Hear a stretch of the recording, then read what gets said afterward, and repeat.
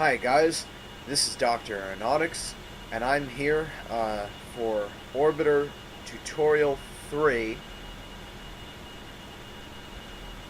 Long Distance Flight Higher Up in the Atmosphere.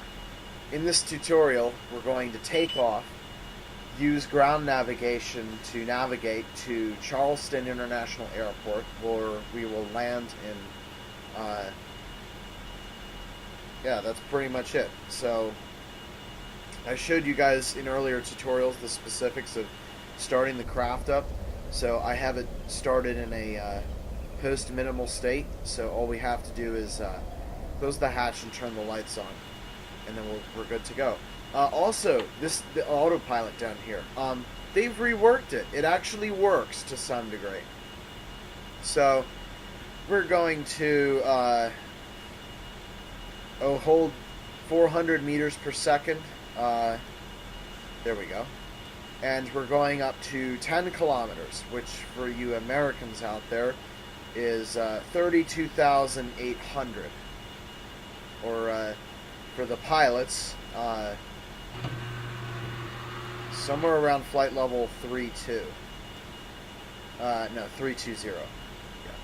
Yeah. Oh shoot, that's way too high. Apologies, I can't work autopilot and math in my head at the same time. And we'll adjust the heading as well, which is probably going to be, we're in Florida, so it's probably going to be about that. Close the hatch.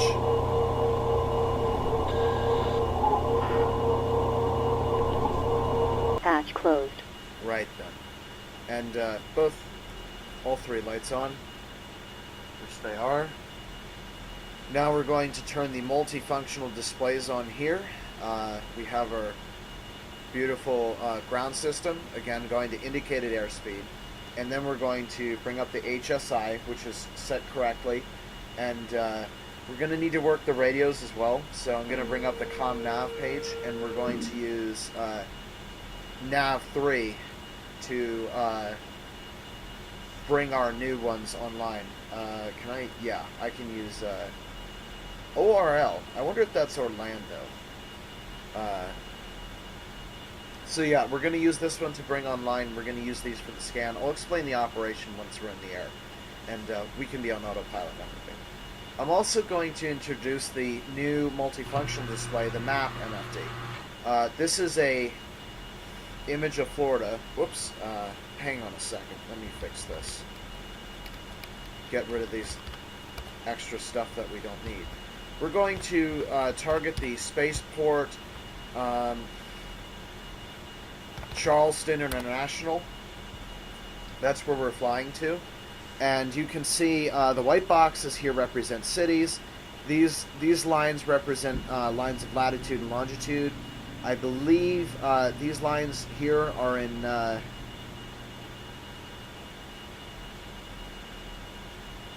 they're probably every 15. What would that be? 60.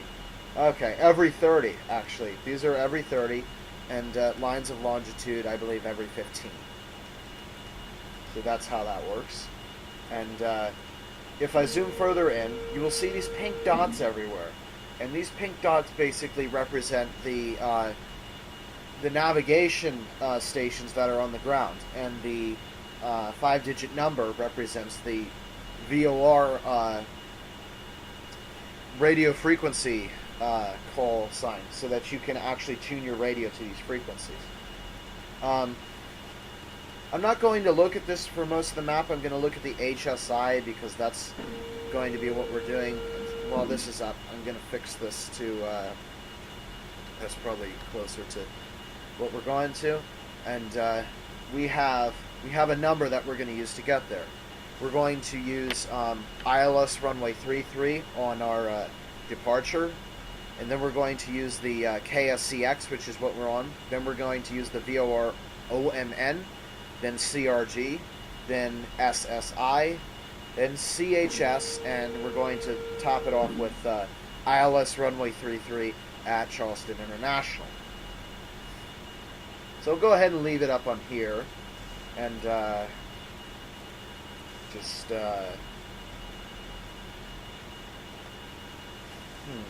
Okay. I may have accidentally told you these boxes are cities. They're not cities. If we wanted to display cities, we can go to display, and then you can choose all of the different things that you want. So I'll turn cities on so that people can. Well, you can't really see them unless you're really close, but you can see the various cities here.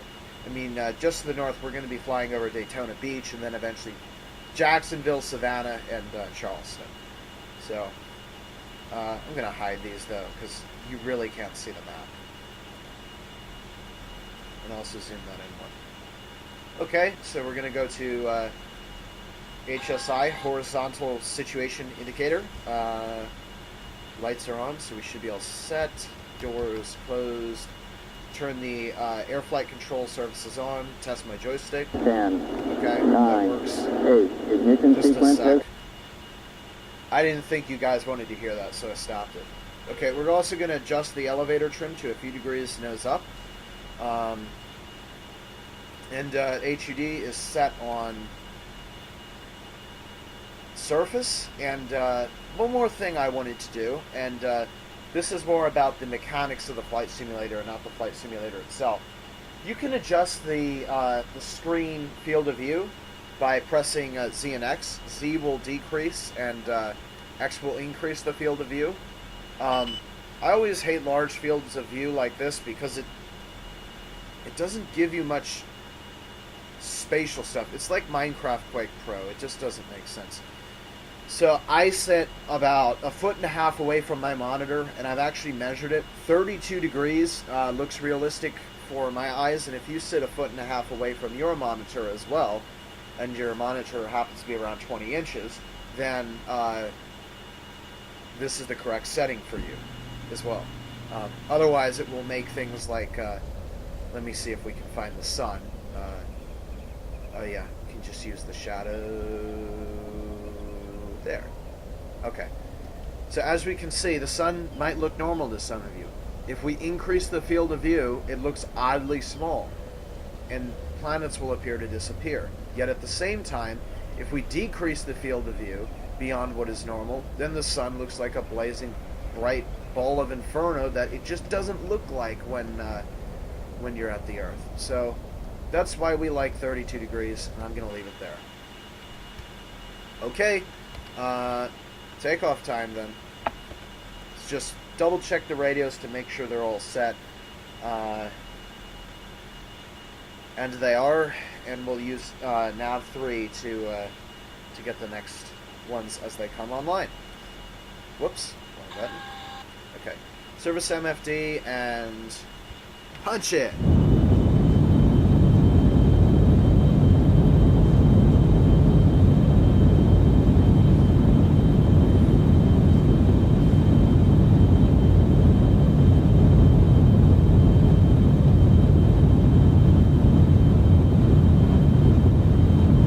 Okay, wheels up, throttling back now. Gear up.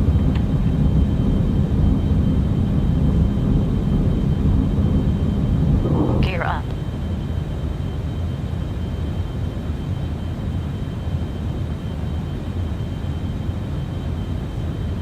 I'm gonna give it a little bit more trim.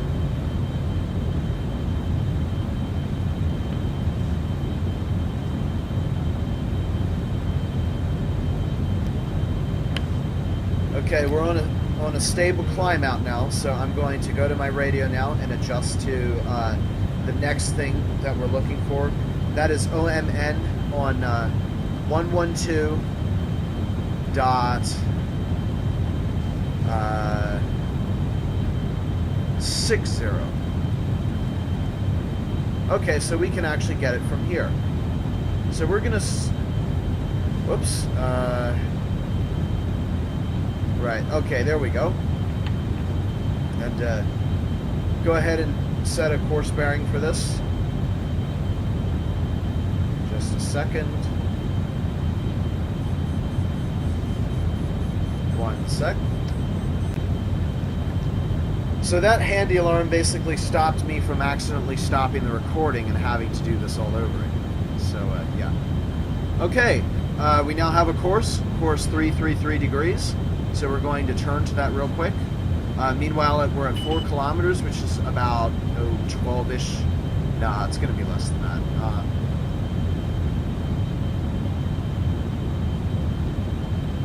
Yeah, about 12-ish thousand feet already. So the sky is getting a little bit paler, I guess. Maybe that's not the word to use, but oh well. So we're going to climb to 10 kilometers, which is again 32,000 feet. Common altitude for an airliner.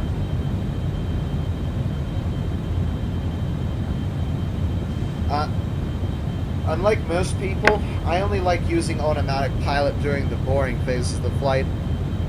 So I'm going to climb to altitude and accelerate to velocity and get perfectly on heading before I turn the autopilot on. Because it is still a bit wonky, and I don't want us to screw up the mission, because that's a waste of time. Okay, course is now 332 degrees.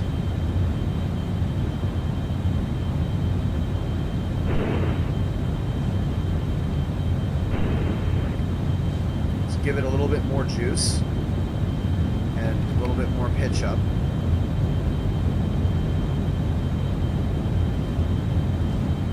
Okay, I'm going to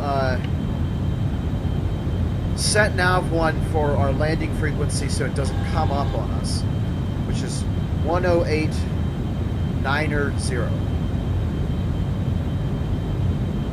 And we have OMN. The next we have CRG 114.60. Huh? Is that it? That's CRG, but it's 114.50. Maybe I wrote it down wrong. That's okay. SSI. Oh shoot. Yeah, I think I messed that up. What was it? 11450. SSI. 109.80. That's not visible yet. Anybody want to know why? Because if we look at the map, our horizon... Oh, never mind. But our horizon is depicted as this object, as this ellipse here. And it basically shows you everything you can see.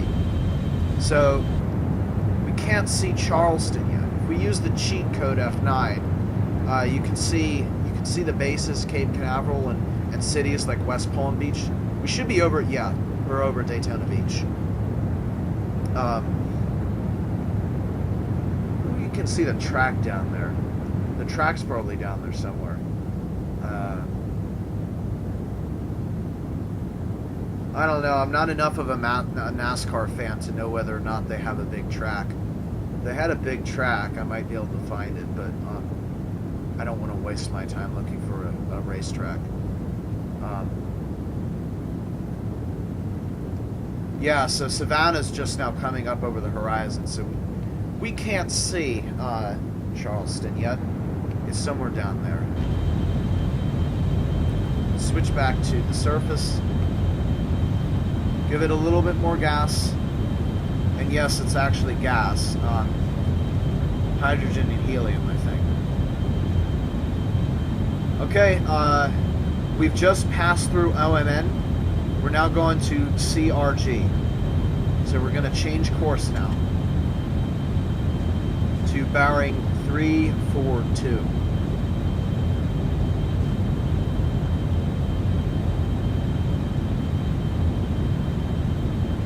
And this is basically how flight is performed in Orbiter. You basically behave just like an airplane in the lower altitudes. And you can do all the kind of navigation that airplanes do. A long time ago, after that crazy moon ride that I did, that I demonstrated to you guys, I used to spend a lot of time in the atmosphere and said, oh no, I'm not going there. I am not going up there for a long time. And I spent plenty of time just flying around the United States and the world, not going into space. But eventually the time called me, and I rose to the challenge. So that was fun.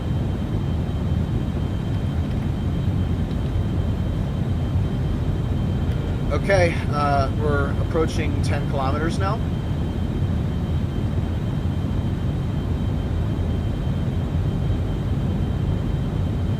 Let's pop the throttle back some, and we'll go ahead and put the GPS on, all 3. And please don't crash my ship. Oh, no. I want course. Give me course. Why won't you give me course? I want course. Okay. I don't know why it's not doing that, but, whatever. We'll just do that. That should work just fine. And this is what I was talking about, the wonkiness of the autopilot. As you can see, we're kind of rocking like a ship. It's because the algorithm that it used to turn is not very good. But it used to be terrible. Like, it used to do this to you. Like, you would go, like, head over heels like this after a while, and then you'd go dizzy and stuff. Why don't you go ahead and stable out for me now, so that I don't feel like you're doing something I don't want you to do.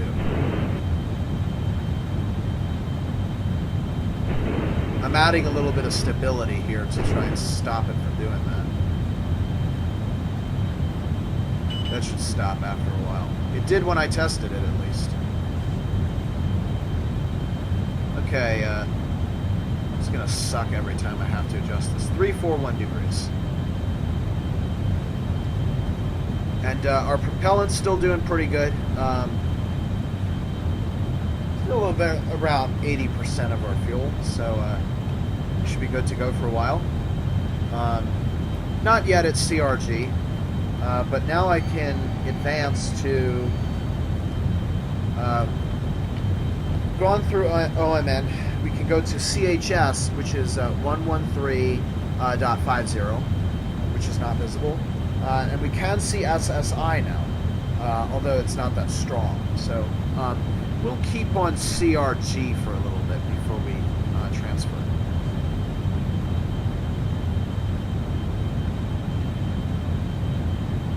So here we are, 32,000 feet. Sky's still almost as blue as at the ground. Good, nice view of, I think this is Central Florida still. Oh no, this is Northern Florida. Yeah, we're moving pretty fast. 400 meters per second is 900-ish miles per hour. So, yeah, consider yourself, or consider the spacecraft a Sonic the Hedgehog right now.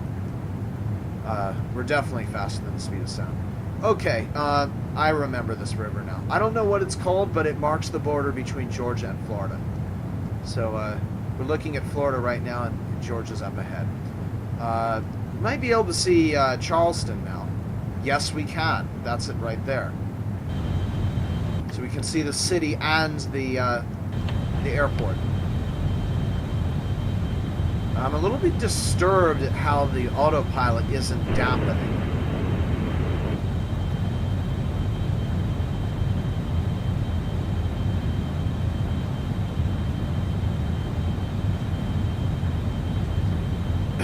Okay, I'm going to take it off of heading command. I hope this doesn't go badly. A lot of times it does. Oh, crumbs. Yeah, it's going badly. Okay,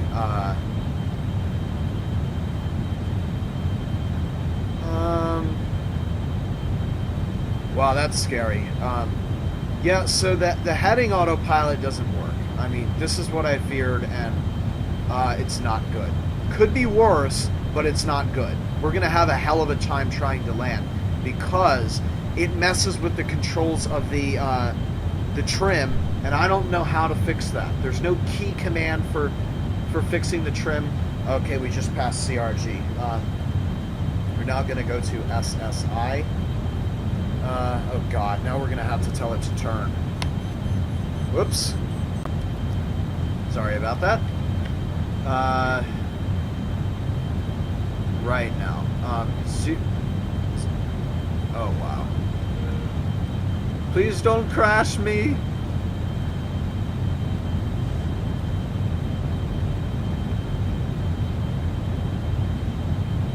But yeah, as I was saying, it messes with the controls in a way that I can't understand or correct. So because of that, it basically screws things up a lot. Also, the pressure is about 26 kilopascal, which means we only have about 25% the air up here that we had at sea level.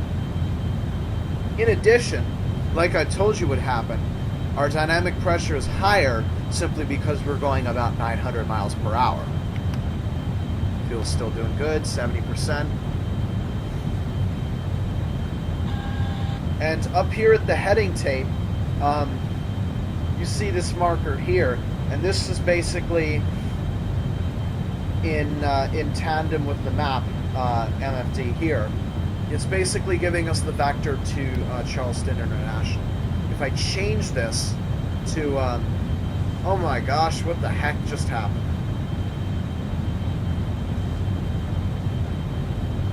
Right, if I change this to somewhere south, like Havana, the thing turns around. Now you can see it's here. That's because Havana is in Cuba.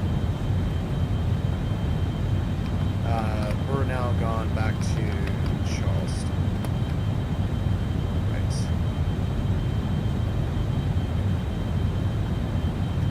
Okay, I'm going to need to sort out this autopilot or we're in big trouble.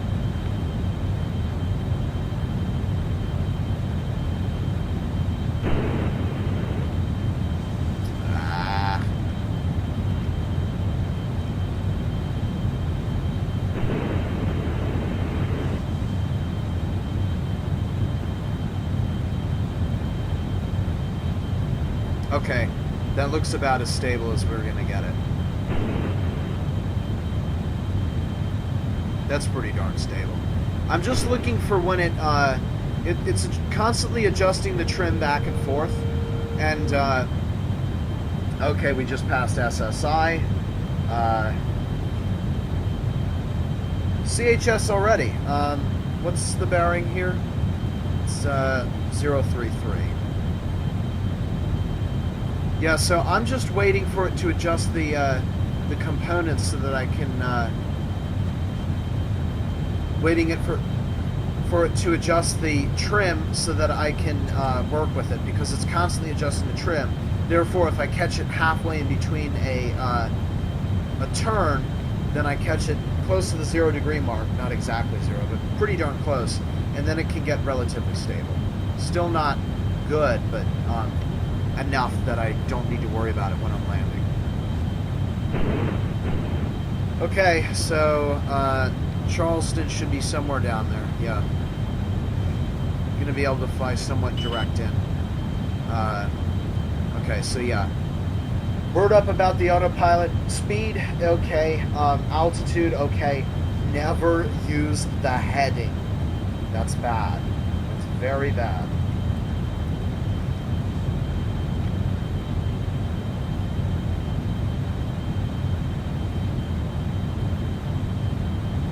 Yeah, it's still causing me problems. Like I said, not good, but we can work with it. Meanwhile, we're getting a little bit lighter, and we're burning off some fuel, so I'm going to take it down to about 380 meters per second. Start reducing the speed. Bring our dynamic pressure down some. We can actually conserve fuel to some degree. This is going to get really irritating.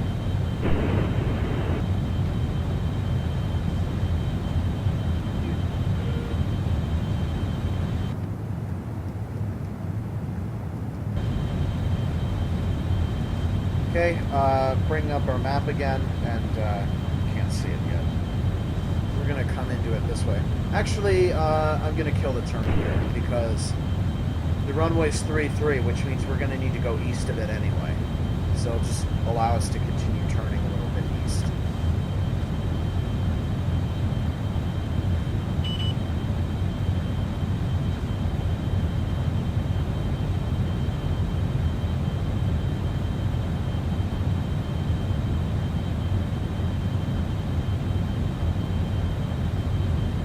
Okay, final thing is ILS runway 33 at 108.900.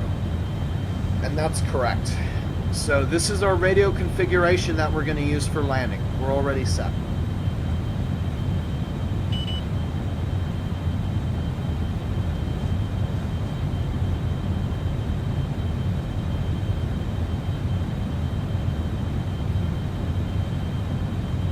Still can't see it very well near to the horizon.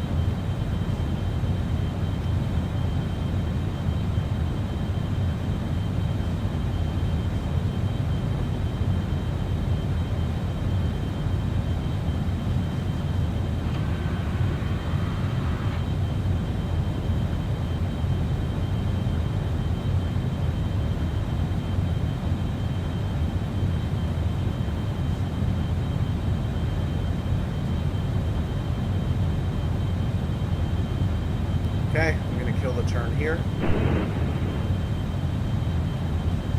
And the glide slope of this spacecraft is fairly inefficient, so I'm not going to cut the engines until we're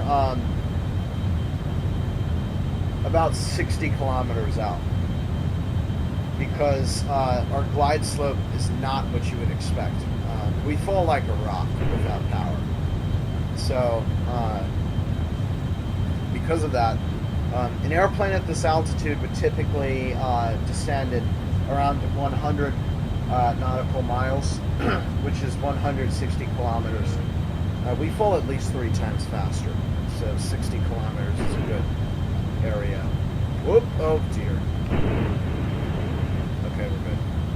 Sorry, I tried to hit the stabilizers and I accidentally hit the rudder.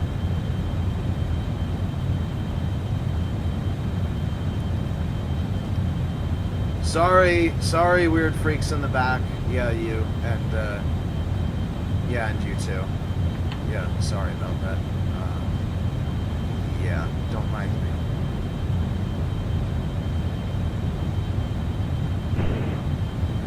So, I may have just explained this earlier, but, I mean, this is the glass cockpit view. I mean, I don't like it much. You only see this stuff, minimal stuff. On the other hand, this is the default panel that comes with new spacecraft that aren't fixed up. And the MFDs are a little bit larger, so if you have a low screen resolution and horrible connections, congratulations! You can now see the MFDs and what they actually mean. So I'm going to cycle through the map so that you can also read that as well. Whoops. There we go, HSI. Oh shoot, I did not want to do that. That'll auto-correct itself. Okay, stop turning. So yeah, glass. And then this is virtual cockpit, which allows you to look around. It's kind of lousy in this one, but one of the higher models, and I think this, yeah, this actually works. The buttons work. There's a higher model with better quality stuff called the XR2, which I like to fly, and that has a good virtual cockpit. I mean, you feel like you're in a frickin' airplane when you fly that thing around. As such, I only like to fly on missions where there's an atmosphere. So if it's to the moon, I prefer not to use it because a lot of its equipment on board is designed for atmospheric flight, which is handy if you're going to Mars or Titan, but doesn't really do much for you if you go to, say, from the moon to Mercury, for example. You know, airless to airless. That's a total waste of equipment that's in there. 1 sec. Again, just resetting the recording. Oops, wrong button. Okay, we're getting pretty close to it now. 80 kilometers. I'm going to let us turn left now. We're pretty good with that.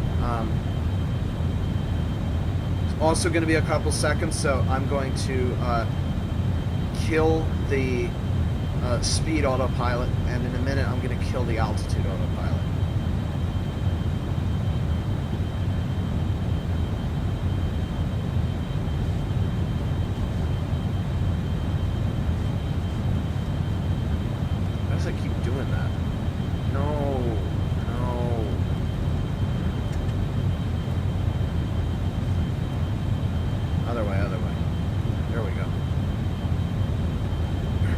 Okay, we need to make our turn now.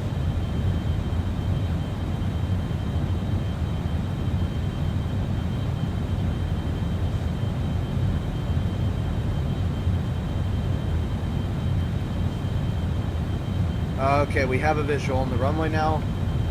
Below 60 kilometers, I'm cutting all autopilots and the engines.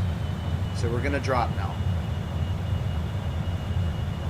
And we'll settle pretty fast. I have a hunch that we're probably going to use power again, because this still isn't enough room.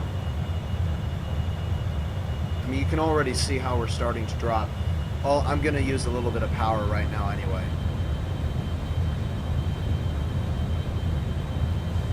Come on now, don't drop that fast. Okay, a little bit more power.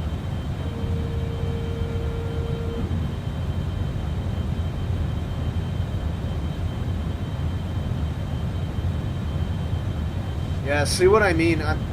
I'm not used to flying this one as much as the higher grade models. The better models will actually, better spacecraft will actually glide this out. This guy falls like a rock. I have a feeling it has to do with the fact that we have all this leftover fuel here.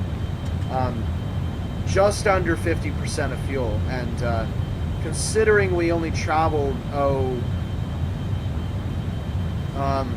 500 or 600 miles, you can see that the range on this as an airplane is not very good. But as a spacecraft, you can cross the Earth simply because you don't have your engine on for 90%. And you can also see how efficiency loss works. A 747 is actually really, really, really powerful when it comes to, okay, we have our ILS. It's actually really powerful when it comes to, something's not right with that.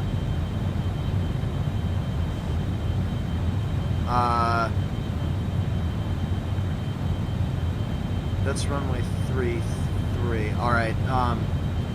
We're gonna make a big turn this direction.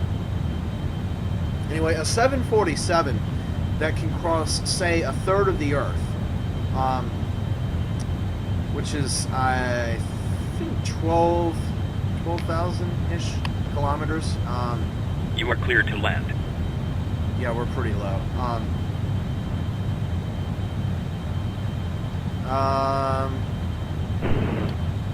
Yeah, probably closer to 15,000 kilometers. Okay. 2,500. Cutting engines. So, yeah, I mean, a 747 is really powerful. Because when you consider that this spacecraft, which can only go 500 miles, can get you into space, imagine what the 747 could do if its engines actually worked in space.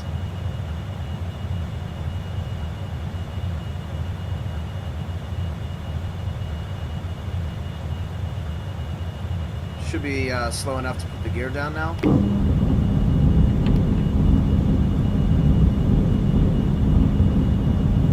Gear down. And now we're making our approach.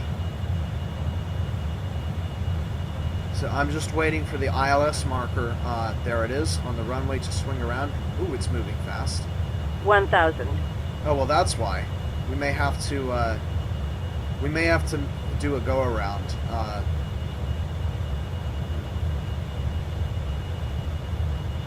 Snuck up on me.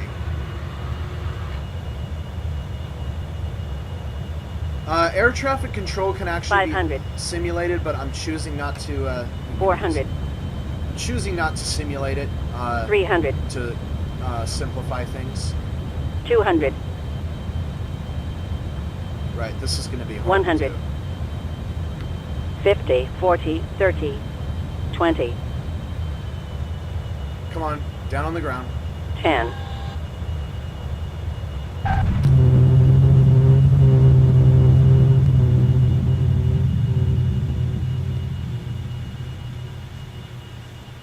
Cool. Well, I'm proud of that landing. And because we have absolutely no regard for any aviation traffic that's going to be here, we're just going to sit here on the runway. Alright, so now we're going to reset our trim to shut down, turn the HUD off, and reset our autopilots here. You would simplify things so much if there wasn't negative height. Yes, okay. Turn our lights off. Open the hatch. Turn the air flight controls off. Hatch open. And multifunctional displays off. That's it, guys. We've taken off from Florida, and we've flown up the eastern seaboard a little bit from Cape Canaveral up to Charleston International. We came in at a pretty steep angle, and I still managed to land the airplane on the runway, which is pretty crazy. I honestly thought we were gonna crash into the ground or have to go... Nah, not crash. I would never crash. Have to go around, take a spin-out maneuver and go around. I'd imagine that we probably pulled 3 or 4 Gs. You guys watching this wing load indicator and the acceleration meter here can check that. And yeah, 3 Gs is about 28 meters per second squared. So yeah, why do I keep doing that? So yeah, I mean, we came about 500 or 600 miles. We could do this to check. I have about 2 more minutes. Where did we take off from? Cape Kennedy. There it is. Oh, okay. About 300 miles, 500 kilometers. And, yeah, you can see this can't get far. I'm also going to turn these nav aids off so they don't piss me off. So they can get rather irritating. So yeah, point is, this isn't a very good thing for an airplane. People have modeled airplanes in orbiter, and it has been quite successful. So I recommend using an official airplane if you actually want to fly in the air. Otherwise, these kinds of engines should be used for space only. So this has been Dr. Aeronautics, and I thank you for joining me on our trip from mid-Florida to Charleston International. And I will see you guys next time when we push the boundaries of the atmosphere. Bye!